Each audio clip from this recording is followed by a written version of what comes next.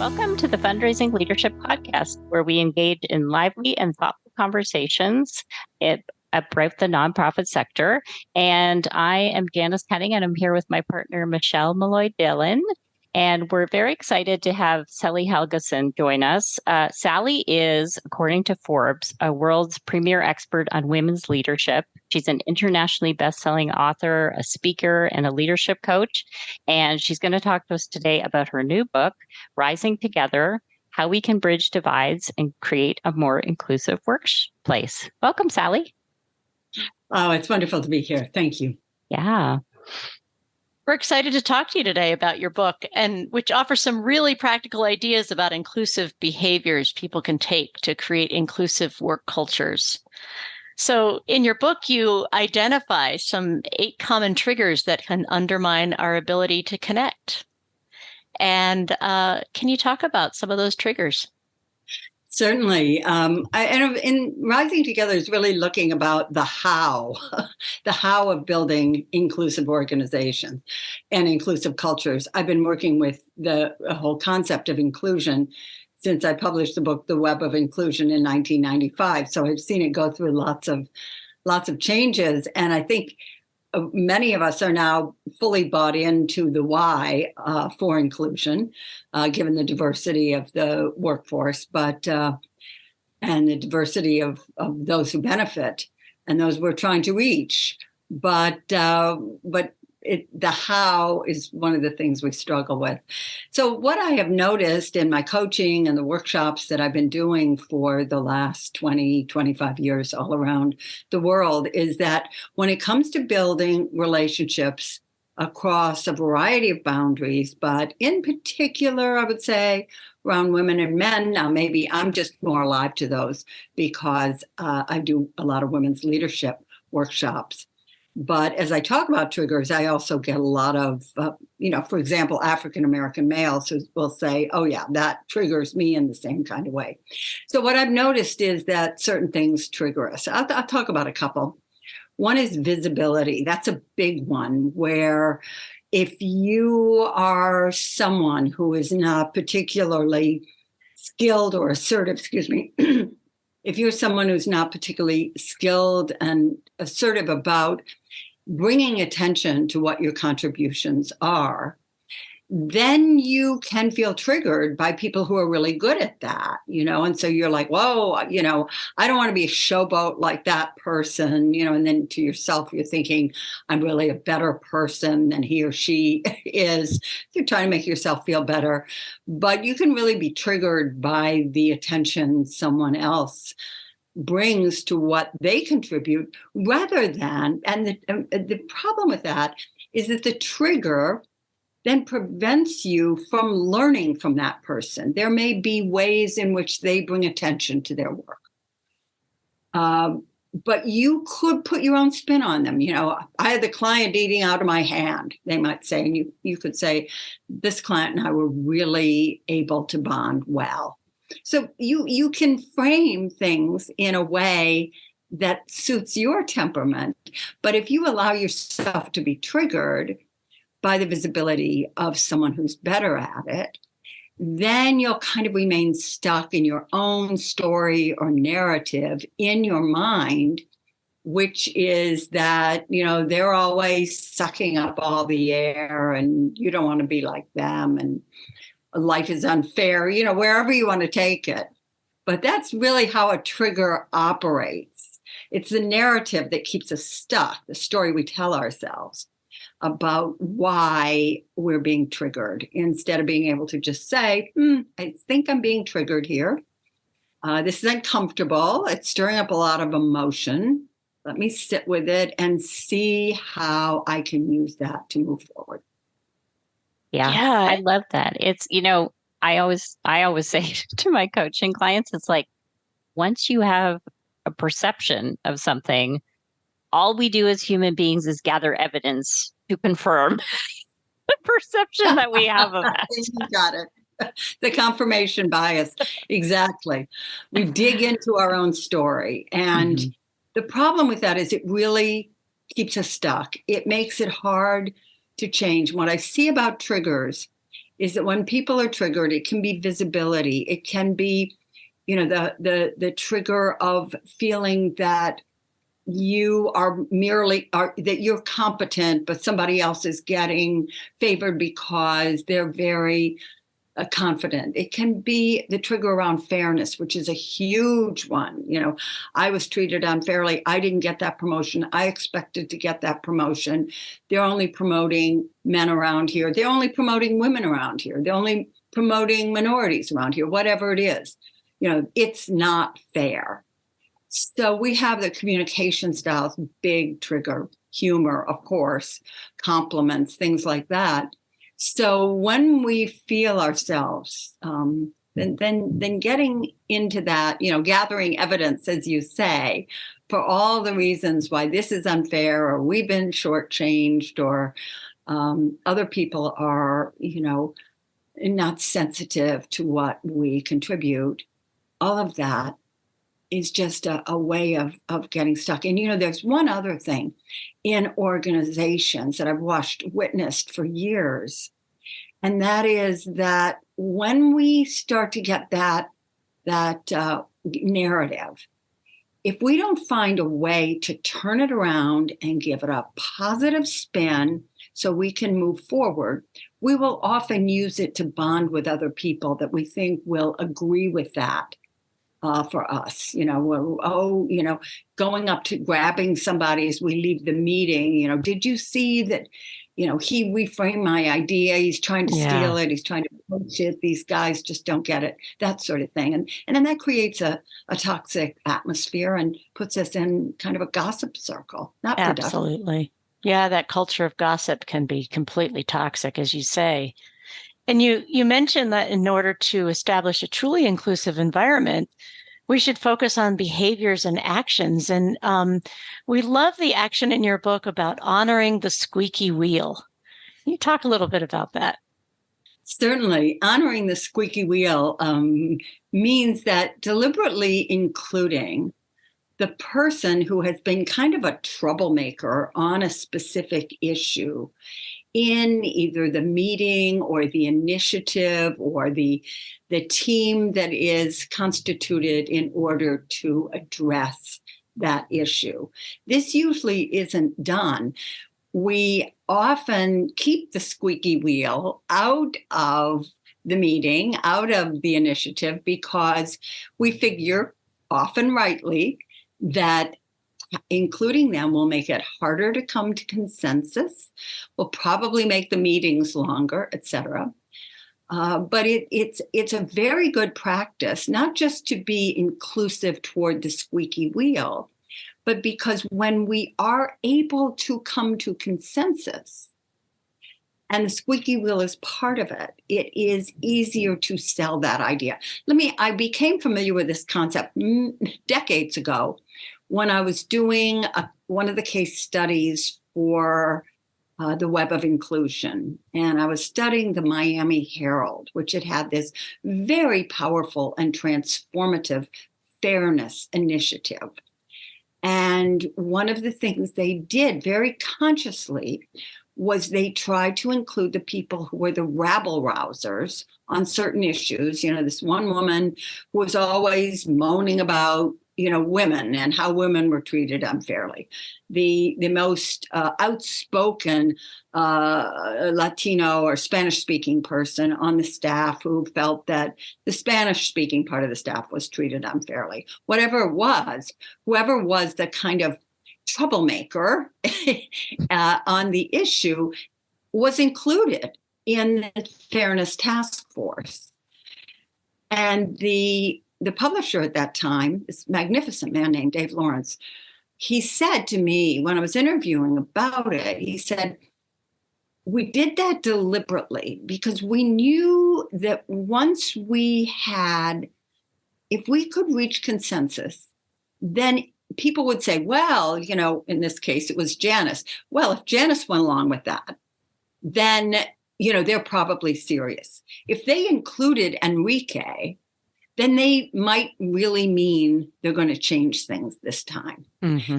So it gives you more work up front but less work trying to gain consensus in the larger organization around it, because those people are leaders on that issue. They're kind of prophetic voices that we want to include. Yeah. Yeah. Michelle and I over the past few years have been doing, team coaching training through an organization, ORSC. I know, Sally. And one of the concepts is deep democracy, which is exactly that. Like, how do we get every voice?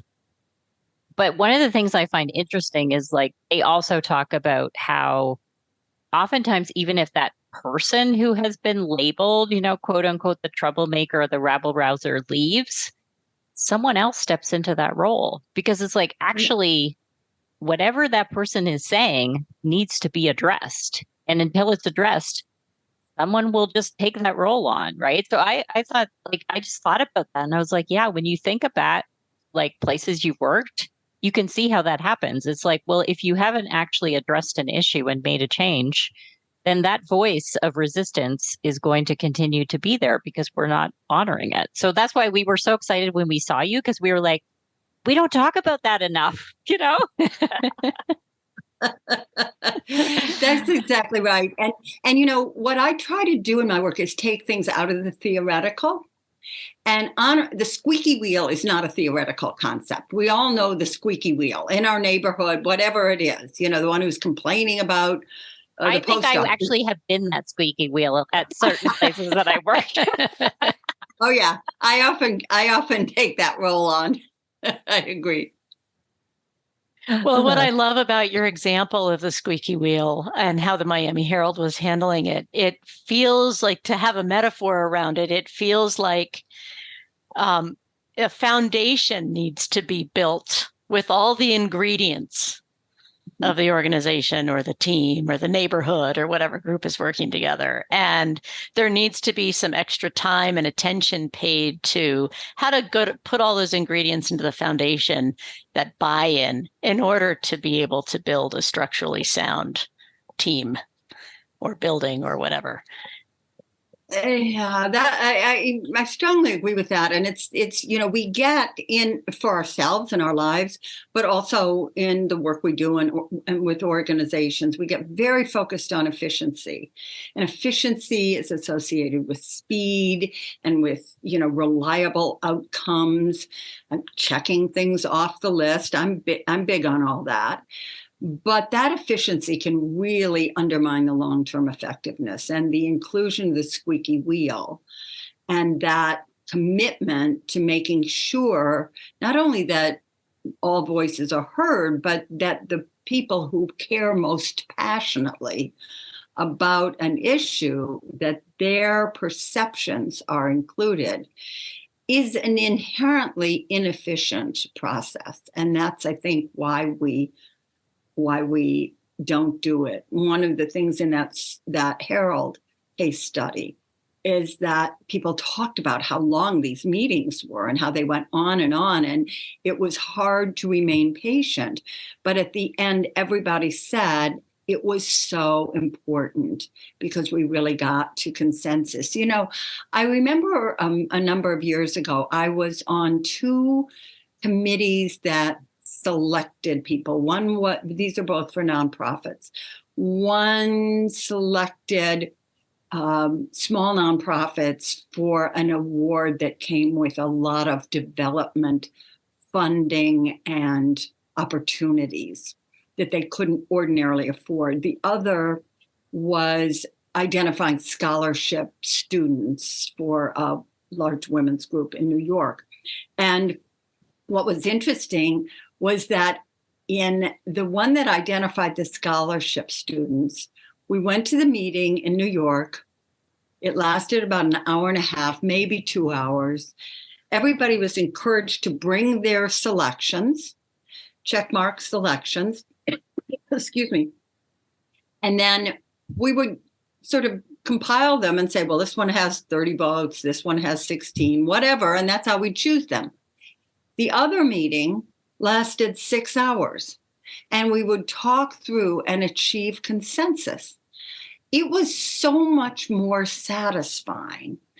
And what was interesting is when I went to the scholarship meeting, I'd have my ideas and, I'd argue for them, and that would be that.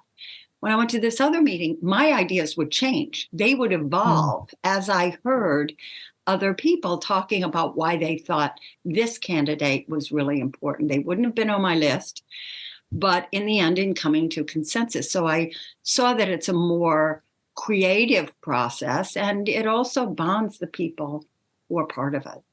Yeah. It's sort of, it's making me think about my book club. Actually, I have my book club this weekend, and we were talking the other day about a few of us, like, we always ask at the beginning, did you like the book? And now we've started asking at the end of the meeting, did you like the book? There's 6 of us, and sometimes it's like, and then you talk about the book and you hear other people's like perspectives and what they got. And then you're like, I want to reread that book. It was amazing.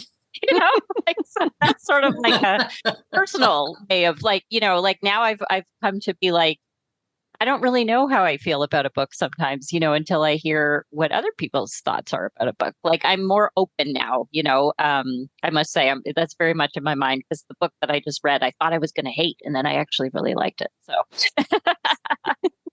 well, I think it's a good comparison that you bring up. Once we really hear what other people think and their perceptions. That's an important thing to do. And that's, with the squeaky wheel and that aiming for efficiency, and let's make this meeting productive and, get to the bottom line as quickly as we can and not waste people's time. That approach has its value, certainly in some situations, but really when you're taking on, as the Herald was, for example, something as profound and large as fairness, how do we become a fair organization, or an organization that has been perceived as profoundly unfair in the past? How do we do that? That's not a process that's going to benefit from efficiency. So that process would look so different if it was a checklist. Check off the things that are important to you about fairness versus a human conversation around the depth of fairness and hearing each other's thoughts. It just feels like a very human connection that can result. Yeah. It is a very human connection. And that's why I think that so many of the arguments for AI are, it'll be more efficient. We won't have this, and we won't have that, and we won't waste time on X, Y, and Z. In other words, we won't waste time on what's human. Okay. Yeah. It reminds me, Michelle, remember when Michelle and I did a leadership program, the same one at a different time, but they always used to say, with people, slow is fast, because it's like, again, that time to connect, to really listen to each other, to get to know each other. In the end, it does make it easier, for a group of people to accomplish, a task together. And I think, Sally, I'd love to segue, like, I think another thing that you have a very interesting viewpoint on, which my book club, again, is making me think about, is authenticity, right? Because again, it's like in my mind, I looked at this book that my friend picked and was like, oh, that's not a book for me. That's not who I am. And then I enjoyed it, right? So talk about how authenticity sort of, it can get in the way, I think, of inclusion, is maybe how you put it in the book. Yeah, definitely. I mean, we have been, for the last 10 years or so, we've been hounded, it seems like, to be our authentic, bring our authentic selves to work, be our authentic selves in every possible situation. And, first of all, most of us, our authentic self is something that changes over time. I had views and opinions and ideas and commitments 10, 20, 30, 40, 50 years ago that I do not have today, that I don't recognize. So it sort of presumes an unchanging definition of self, which those of us who seek to develop and grow over time do not really have. So that's one issue. The other issue is when it comes to inclusion, our authentic self may be, someone who is uncomfortable with difference. So our authentic self may be at its core homophobic, racist. We may be carrying ideas from our family of origin or from the people we grew up with that do not serve inclusion. So I think they're kind of at odds. Marshall talks about one of the things that really prevents people, Marshall Goldsmith, my colleague, really prevents people from growing is what he calls the excessive need to be me. And I think that's what, whenever I hear people talking about, show up as your authentic self, that's what I'm thinking. It's really playing into that. But it's a problem for inclusion. Let me give an example.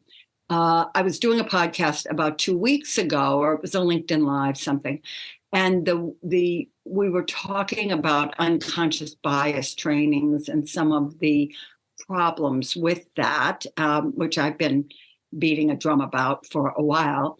And this woman told me that she had been part of an unconscious bias training program at a consumer's product company when she was headed a sales team. She said there were 7 of us, 5 white guys and myself and an African-American man. She said we went into the session and we were told, you really want to be as real as you can. You want to be authentic in talking about uncovering where your unconscious biases are.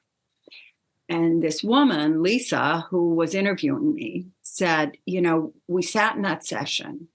She said, and when we heard how these white guys, she said it was in Alabama, when we heard how these white guys actually felt about working with women and working with Black people, she said, we could not unhear that. Mm-hmm. And it undermined the relationships that we had built. She said, and both the African-American guy, Todd, she said, he's my friend to this day, we left the company because we just couldn't get comfortable working with those people. And they had good relationships before. So this is some of the damage that the authentic self urging can bring about. Because guess what? Give those guys time. They'll be working with more women. They'll be working with more people of color. And they'll probably get used to it. Their ideas will change. But this, let's get real and be your authentic self and say whatever it is. We're not in therapy. We're not in a group consciousness raising thing of the 70s. These are people we have to work with the next day. So I think that it's to some degree a kind of dangerous concept. And I see that a lot of people will justify very unprofessional behavior that undermines their colleagues or doesn't move a project forward based on, well, that's what I think. That's me. That's who I am. So yeah, it's not, I don't think it's a completely helpful concept. Now, I understand one of the reasons it's gotten so, is urged a lot. There are a lot of people, I think particularly of gay people, of LGBTQ, who felt that they could not be their authentic selves at all and had to hide it in order to maintain their employment. And indeed, that was true. But we've swung in the other direction, and I don't think it's helpful to the conversation we're having. Yeah, you have a phrase in the book which is like sort of aha moment. Now what? And I think that's it's like we can both like look within ourselves and find those things for ourselves, and then the question is, what do we do with it? And I think it to me, what also comes up is as coaches, we spend a lot of time, Michelle and I, talking to clients about their values, because I think you can live your values in a way that your behavior still adapts, right? Like we work a lot with people who are direct in fundraising. And so it's like they get that, because when you go to meet with donors, you are adapting. I mean, if you get invited, for example, to a donor's home and their spouse is there, that's a different conversation that they're inviting you into versus a donor like inviting you to come to their office for a meeting. And you're good, you're going to show up in a different way. So I think like for our audience, it's very much like, they're sort of used to that, like thinking about like, I'm still bringing what I value. I'm still bringing like the purpose that I hold in the world, but I am able to, sort of change my behavior to suit the situation that I know that I'm kind of being invited into. So I think, I think like people are going to find your book really interesting because I think it's like I said to you, I think before we hit record, I was like, this is what the nonprofit sector wants, right? Is to be inclusive. And I think now the question is like, what do we actually do? So the last thing I think we wanted to have you talk a little bit about is this idea of informal enlistment that you bring in the book, because I think there's also some really practical ideas for people in that. So tell us more about what that is. Well, I've been working with informal enlistment for quite a while, and it applies very well to being able to build strong and effective relationships with people across a variety of boundaries. And basically what informal enlistment is, it is soliciting people to help us get better at what we feel our challenge is. So if we are struggling with the issue, say, of visibility, I'm going to go back to that one because it's really easy. It's self-explanatory almost. We're struggling with visibility, and we can. There are a couple approaches to informal enlistment. We can say to someone, I feel that I'm not doing a great job of getting recognized for what my contributions are. I mean, we can enlist anybody here, anybody who's going to, in our work group. I feel like I'm not doing a very good job of this. I find myself feeling triggered by people who do a good job, and that's a warning signal for me. So in this particular meeting, you're going to be part of it. It can be on Zoom. It can be in person. You're going to be part of that meeting. And I've made a commitment to myself that I am going to share something that I've done, which I think is really valuable and I want people to know about. I feel awkward doing it. And I'd like your feedback afterwards, so that I can get better, so that I can get more comfortable. Now, when you do this, yes, it gives you information. The person gives you feedback, but there are a couple of real strong benefits. First of all, you're much more likely to do it because you've told someone you're going to do it. So then you suddenly don't do it. You feel like this response, I don't feel like doing this, but I told her I was going to do it. So now I'm going to do it. So it's a way of holding yourself to account. You've demonstrated that you're somebody who is committed to getting better at what you're doing. You have made a move to bring that person in as a potential ally. All those, you're kind of advertising the fact that you're trying to change. And that's important because often when we're in an organization or we're working with a particular group, we kind of coast on our reputation from before. Oh, yeah, she sits in the back of the room all the time. She's the one, she doesn't speak up. Well, you moved to the front of the room 6 months ago, but nobody has noticed. So when you do this sort of thing, you say, I am going to speak up, I'm going to get better at this, you're advertising. It doesn't just have to work that way. Another form of informal enlistment can be, and this is really helpful, take the same kind of example of the visibility. You go up to a colleague, somebody you don't know, this can be someone very different from you, and say, do you have a moment? I'd like to ask your advice. Sure. I'm trying to get better at talking about my contributions and getting acknowledged for them. You are very skillful at doing that, and it's something that I would like to learn from. Do you have anything you do Is there anything you do, any preparation, anyone you talk to, anything you think about, any mantra that you have that has made you so skilled at this that might be helpful for me to know about? Now, what this does, who's going to say, well, no, I don't. I mean, people are flattered. They're happy to, have you acknowledge what they think they're good at and what they are good at. So that person may give you some very helpful advice. This is something that I think about in preparation. This is how I prepare.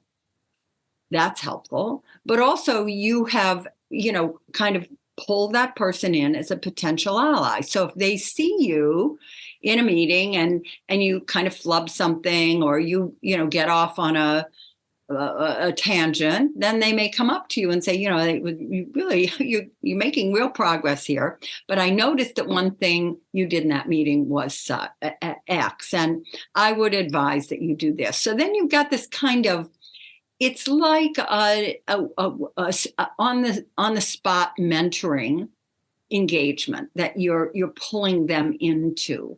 And the important things are to be really specific, and to, probably put a time limit on it. So they're not thinking, oh, so this is my new role, I'm going to be mentoring for the rest of my life. I'm going to be, right? But, be very specific and let them know. Yeah.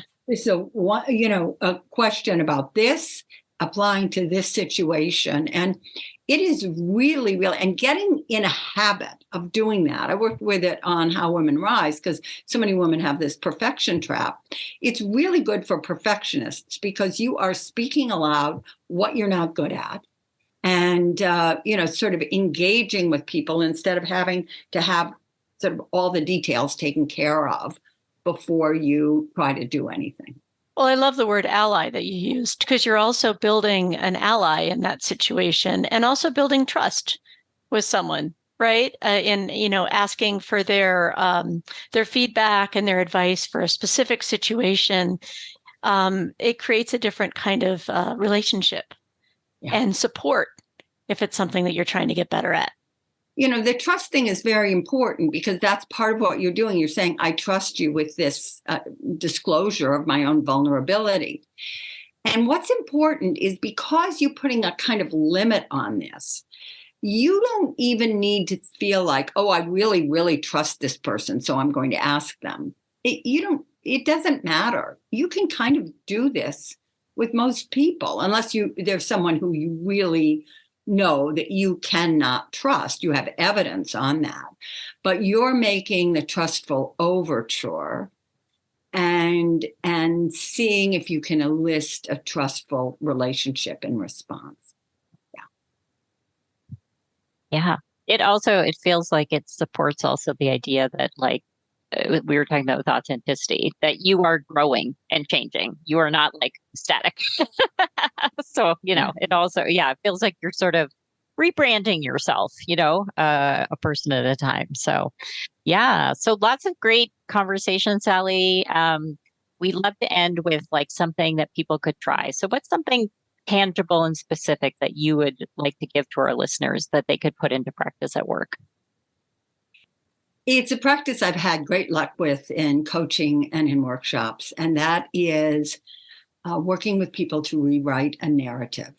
So a very simple story that we may tell ourselves, I didn't get that promotion, and he did, because he plays the game. I didn't get that promotion, and he did, because he's part of an old boys network that I really don't have access to. So we're telling ourselves a story about why someone got a promotion and we didn't. In this instance, you can use this for all kinds of things. And we're guessing to some extent. So rather than stay dug into that story, the best way around it is to try to rewrite that narrative and begin to move forward based on that. For example, if somebody's gotten that promotion, you can go to that person and say, I expected to get that promotion, and it's been disappointing and kind of hard to deal with. And I want to know why. But I accept it, and I want to work with you, and I want to support you. And I'm wondering if there was something that I missed, some reason, something, some skill you demonstrated, some connections you had, some way in which you demonstrated that you had the competence and could be trusted to do this job, because that will help me think about how I'm positioning myself going forward. It would be very useful to have this information. So it's a form of informal enlistment here. And then that opens a conversation with that person about, and you want to make it very clear that you're completely accepting of this, but you're trying to get more information about why they may have been chosen. So then you can sort of rewrite your own script from, it's fundamentally unfair, or the old boys network strikes again, which doesn't give you a path forward. You're not going to upend the old boys network and smash that. You're not going to unseat this person, so you have no path forward. So here your path forward is, number one, potentially engaging that person as an ally, and then thinking through your narrative can be, I'm beginning to see that one reason I may not have gotten this promotion is I am not perceived of as, having certain client connections or being assertive enough about reaching out to clients, whatever it is, whatever that person says. Now, you don't have to believe this. You don't have to believe it. But it gives you a way to engage that person as an ally, maybe even say, I need to get better at that. I hope to move on. I have skills that I think are not getting leveraged and recognized where I am. But that's very useful information to me. So if you see an instance where I'm not, where I'm not engaging the clients in the way that you did, whatever the person says, let me know. So now your script becomes that you are working to get better in these couple areas, and you want to solicit support and allies who can help you develop those areas and also bring attention and visibility to what you're trying to do. So you have a new script. It can also be something very, very simple. I can't believe that guy reframed what I said in that meeting, and he's trying to poach my idea, or people only really listen to the men when they say something. We can feel that way, but we can also quickly rewrite that script to ourselves and say, well, maybe he was trying to frame what I said in a way that other people could hear. Maybe he didn't hear me at all, and we both had that same idea. So you can rewrite that script for yourself, and then go up to that person afterwards and say, hey, I'm glad to hear that you agree with what I said about such and such. I'm wondering, maybe there's a way we could talk about potentially collaborating on this. So then again, it's giving someone the benefit of your goodwill in order to be able to move forward and create a path for positive action. Yeah, my brain is filled with metaphors today. So I'm thinking of bridge, like building a bridge of connection, of getting some more information. Like there's all these different ways that you're mentioning of building a bridge to try to keep that human dialogue going back and forth. Yeah, and that word bridge is in the subtitle of Rising Together very intentionally, how we can bridge divides to create a more inclusive workplace. Yeah. Well, thank you, Sally. Thank you for this wonderful conversation and for your great book. And go out and buy the book. It's filled with lots of wonderful stuff. Rising Together. Yes, thank you. Thank Yeah, you, Michelle. we will link to the book in the show notes so everyone can easily find the book if they're Beautiful. interested in getting it. Thank you. I've really enjoyed our conversation too. So this podcast is brought to you by Fundraising Leadership. We provide unique coaching and training programs to grow nonprofit leaders. Please subscribe if you haven't already, and you can find us wherever you listen to podcasts. If you're enjoying the show, you can help us continue to bring thoughtful content with a one-time contribution. This supports our production costs and keeps the show ad-free. Contribute today using the link in the show notes, and you'll receive one or more of our highly acclaimed online courses. Now go put it into practice.